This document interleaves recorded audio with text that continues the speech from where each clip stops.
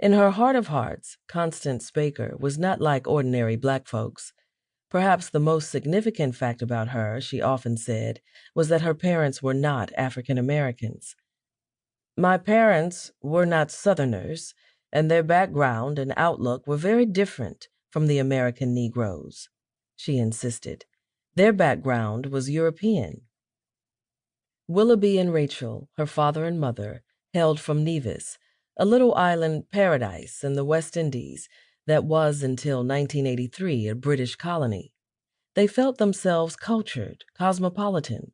Their hearts were with the British crown, and in their household, nobody could speak against the king or queen, because that was a sin.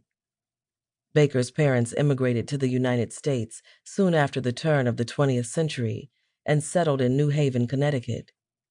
Born on September 14, 1921, Constance Juanita Baker grew up in the college town, a refuge for immigrants from all over Europe. New Haven was then home to about 2,000 black people, including a few hundred immigrants and a much larger group of African American immigrants from the South. Baker's father couldn't stand American blacks.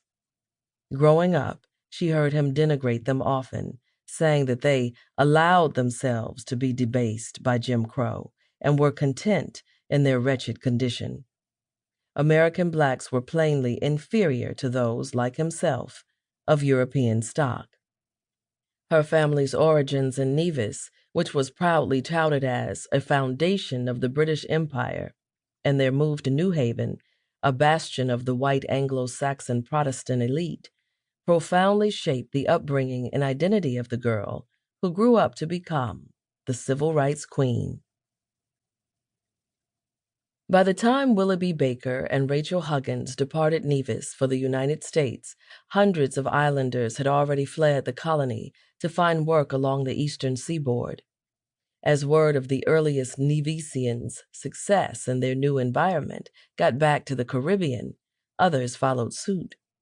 Edward Huggins, Rachel's brother, was the first in the family to leave the island for the States.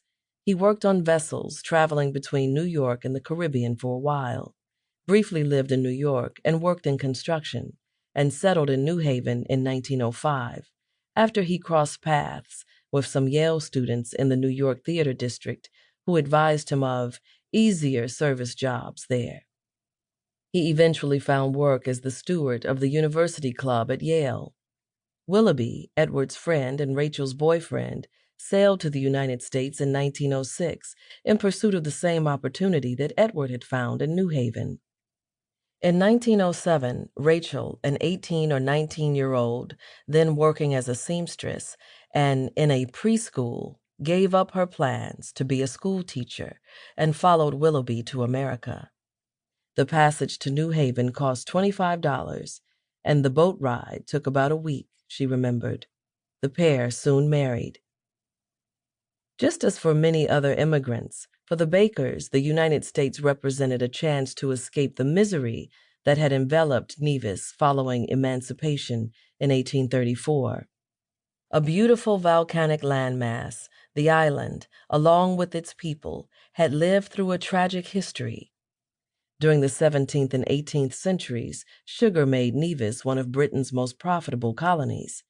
Europeans lusted after sugar, the white gold that sweetened their coffee and tea, and the confections that became staples of the wealthy Western diet. The market grew exponentially, and for a time, demand outstripped supply. The average English person's consumption of sugar rose from 4 pounds per year in 1700 to 47 in 1870. Sugar also made the island a center of the Atlantic slave trade, fueling planters' entanglement in human bondage. British planters developed a brutal system of forced labor in the West Indies to produce the sweet crystals after which Westerners so hungered. Enslaved Afro-Caribbeans, and in an earlier era, white indentured servants, were put to the punishing work of sugarcane cultivation for as long as 18 hours a day, 6 days a week. After the crop was planted and harvested, the production process shifted from the fields to the factories.